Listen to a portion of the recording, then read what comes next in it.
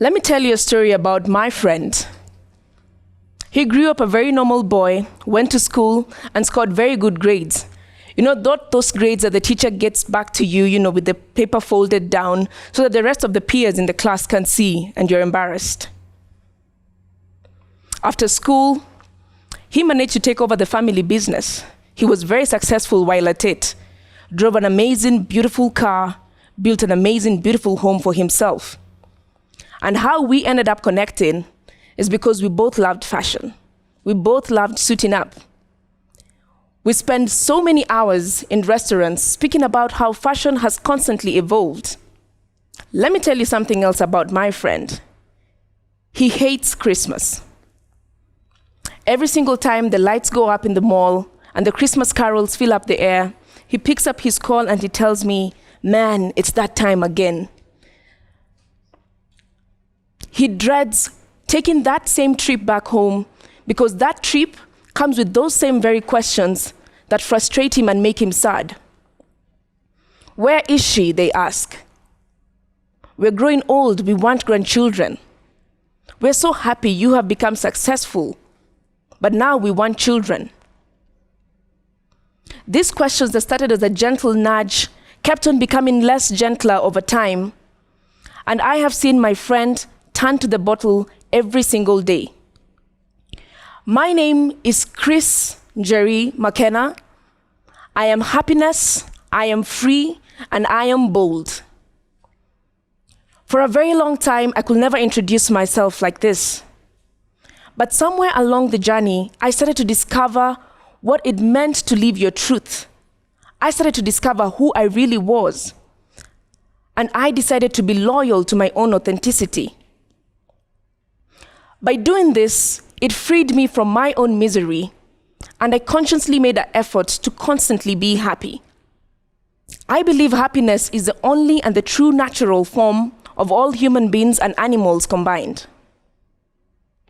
Think about it. Every single thing that you do is in constant search of happiness. You go to school so that you can get good grades, so that you can go get a job, get some money, buy yourself some good clothes, help your parents. All these things make you happy. So it's no coincidence that as we are searching for our own happiness, we are actually going down the same route of self-discovery. For the last decade, I struggled to live a normal life. Normal here meaning conforming to the different societal norms that have been placed on us from a very young age. From a very young age, we were taught that suits are for boys and dresses are for girls. That small little dolls are toys for girls and cars are toys for boys. This continued to even when we were adults, when we were choosing our career paths, and we were constantly reminded that a mechanic's job is a man's job and a hairstylist's job is a woman's job. These same very norms even dictate who we should love. As a man, you're only expected to be with a woman. And as a woman, the only partner that you should bring home is a man. Coming to the city when I was 19 years old, my goal in life was to thrive and to survive no matter what. I wanted to act. I wanted to be a big superstar, feature in very many different TV shows and in big movie series. But I knew for a fact that the battles that I had been going through as a teenager will now be tested in this big city. But I was not going to back down. As I acted in very many different stages in the city, I realized that what society wanted me to accept as normal wasn't the case for humanity and was definitely not the case for me. I came across a quote at that particular point that constantly encouraged me. A quote by Ellen DeGeneres. The truth is that we are all one connected thing from the exact same molecules, but our vibrations are different. How we express ourselves in life can be completely different from anyone else. I continued acting in very many different platforms in different counties in my country. and the constant theme that stood out every single time is that the African culture glorifies and promotes heteronormativity. Heteronormativity means denoting or relating to a worldview that promotes heterosexuality, I beg your pardon, as the normal or preferred sexual orientation. Allow me to introduce another term here, gender binary. This is the classification of gender into two and opposite distinct forms, masculine and feminine. All this determined whether by social system or cultural belief. However, this is not the case and is not accurate for every single person and every single child born across the world. I believe that gender identity is one's own internal experience and perception of self. And you know what? It is actually separate from one's sex. The journey towards expressing my own identity wasn't easy. I had it rough for very many years, where small decisions like what to wear to a wedding as an adult was something that constantly frustrated me. Because I wanted to wear a shirt, pants, coats, because that's what I was comfortable doing. But yet society insisted that as a woman, I should attend these different events in a dress. Small decisions like this, which might not mean much to anyone across the world, are some of the challenges that I had to overcome. Those were my fears. And in that particular moment, I chose to put back my fear and choose to be bold in making small decisions like this. I started rocking what I was comfortable rocking to different events because that's who I am and that is my truth. I remember for the first time in my life, after very many years, looking at myself in the mirror, and I say to myself, I am gay, I am unique, and this is my truth. Every single time I say this to my friends, I tell them I felt a weight was lifted off my chest. I was finally free. I was whole, and for the first time in my life, I was in sync with my being. This was a victory for me. But what I didn't know was that this was just but the beginning of my journey to boldness. The first place where I encountered the choice to be bold is in my workspace. Being an actor, I got to a point where I had to turn down scripts which did not work for my gender identity. Being a producer in the film and the TV industry, I was constantly ridiculed for picking up jobs that were supposed to be men producing jobs, but yet as a woman, I wanted to do them.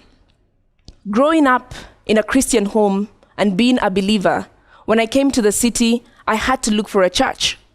And every single Sunday, I walked into that church, where I believe the universal language should be love, because also we are taught that love your neighbor as you love yourself. But the church was the very one place where I received hate, gossip, stares. Such a painful experience for me that I had to retreat to worshiping my God the best way I knew, in solitude, and that still works for me to date. I remember that cold morning of July 2018, when I woke up and I looked at my phone, and I had over 1,000 messages and over 500 missed calls. My blood went cold. I knew something was wrong. What I did not know is that I had become a trending topic overnight. And with every single tweet, every single comment of hate towards me, I was reminded how our society promotes and glorifies gender roles and gender identity without thinking about the other person on the receiving end, who they identify as, and who they have chosen to be. What is their truth? This whole experience was so painful for me that for 3 months, I was constantly down and had bouts of depression. But once again, I reminded myself that I had to choose to be bold. This whole experience made some of my family members and friends become strangers.